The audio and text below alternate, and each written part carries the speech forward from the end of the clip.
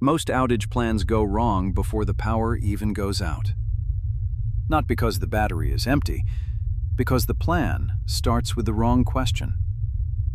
What can I power? It sounds practical, but that question points people toward devices before it points them toward the house. The phone may be charged, but still become a flashlight, a timer, a news source, and a distraction for a child. The lights may exist, but not where the hallway turns dark or the stairs become a risk. The battery may be ready, but the first hour can still become a search for cables and a debate over what deserves power. That is not a lack of equipment. That is a loss of household control. A powered device is not the same as a protected household function. You can keep one device alive and still make the home harder to use. You can own backup gear and still have no simple way to move, communicate, cook, charge, or make decisions. That is the mistake. Most homeowners prepare for the visible part of the outage, the device, the battery, the object on the shelf. But a normal home does not fail as a list of devices. It fails as rooms, routes, routines, and decisions. A hallway becomes harder to cross. A kitchen counter becomes the place where everyone asks what to do. A bathroom route becomes more important at night than a bright light in the living room. A phone becomes too many tools at once. None of this looks dramatic. It looks ordinary. Someone walks across the house for a cable. Someone opens the fridge before anyone has decided what food actually needs to be used. Someone uses the phone light to find a lantern that should have been reachable without the phone. Someone moves the battery again because the first location made sense for storage, not use. That is where the outage starts costing more than power. It starts costing movement, attention, and clarity. Device thinking asks, can I run this? Household function thinking asks, what must stay simple when the grid stops helping? That is the better starting point. Not because watts do not matter, they do. But watts only matter after you know what function they are protecting. A light is not just a light. It is movement, orientation, or task support. A power bank is not just stored electricity. It is communication protection if it is placed and used correctly. The first test is simple. The table test. Put every outage item you own on a table. Lights, batteries, power banks, cables, a radio, a power station, anything that feels like part of the plan. Then do not ask, is this useful? Ask sharper questions. Which room does this protect? Who uses it first? What job does it take away from the phone? What first-hour failure does it prevent? Where does it need to be before the outage starts? If you cannot answer those questions, the table is not a plan. It is inventory. Inventory can still be valuable, but it does not tell a tired person where to go. It does not keep the stairs visible. It does not stop 3 people from competing for one charged phone. It does not make the kitchen usable. It does not decide whether the power station supports communication, food, heat, or comfort. That is why a shelf can look prepared while the house still feels unprepared in use. Ownership hides weak points. Use exposes them. The first real pressure usually arrives in the first hour. Not on day 3. Not after a perfect battery calculation. The power goes out. People gather near the kitchen counter because that is where the normal house already makes decisions. Someone reaches for a phone and turns on the flashlight.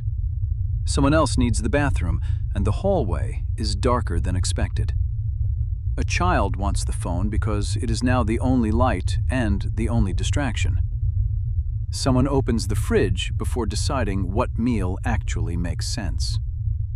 Then, someone starts looking for the right cable or adapter. That is the first hour test. The question is not whether you own enough equipment. The question is whether the first hour stays simple.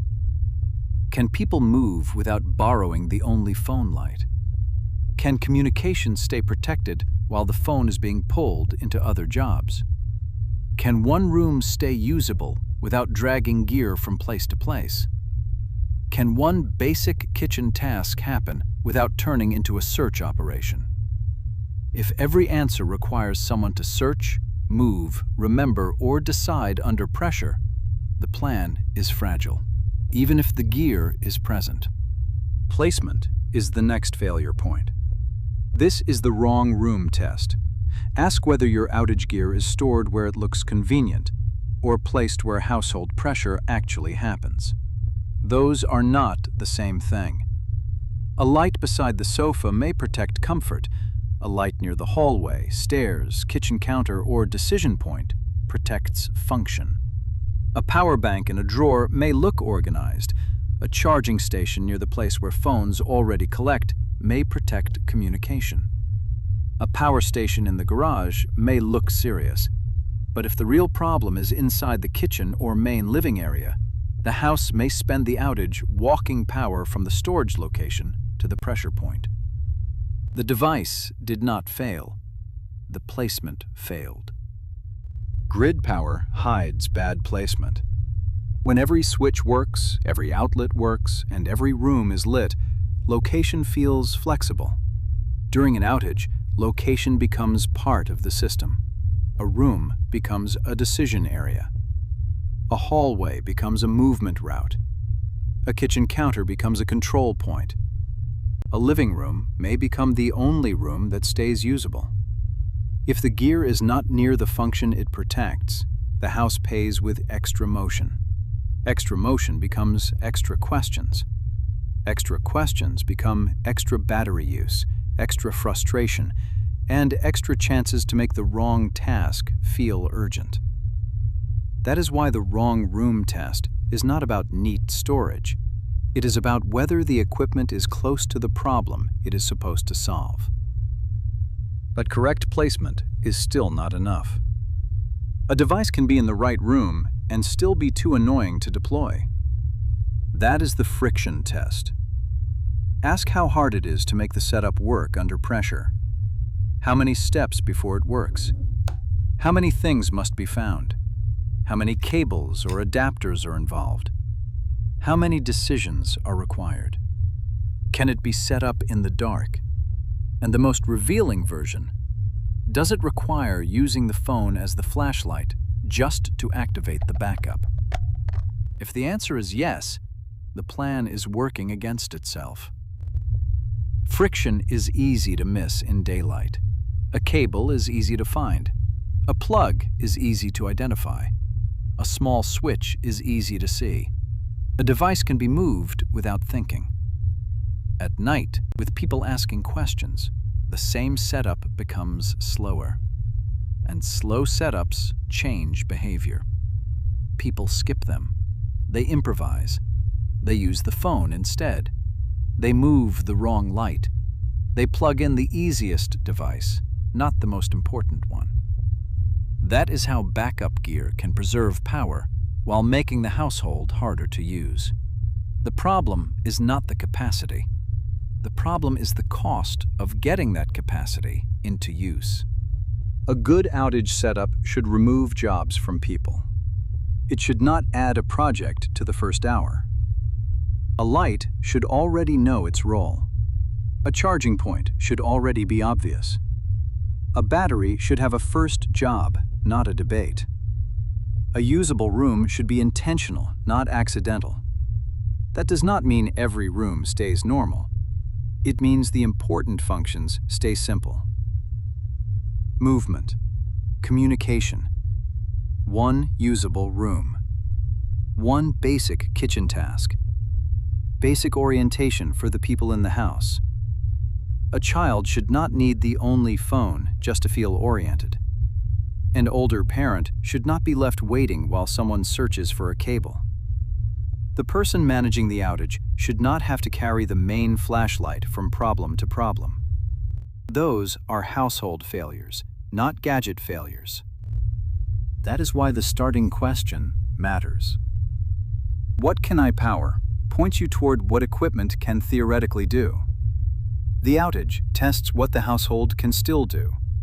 Can the phone stay available for communication instead of becoming every tool? Can the first hour pass without a chain of small, preventable problems? That is the difference between owning outage gear and having an outage plan. Owning gear says, I have something. A functional plan says, this stays usable. This is where it happens. This is how we avoid making the outage harder. A full shelf does not stop darkness in the wrong hallway. A charged battery does not decide which room stays usable. A box of cables does not reduce decisions when people are already tired, moving around, and asking what to do. If prepared only means owning equipment, the house can still become harder to use the moment the grid stops helping. And that leaves one harder question. Not what do you own? Not what can you power? What does prepared actually mean in a normal house?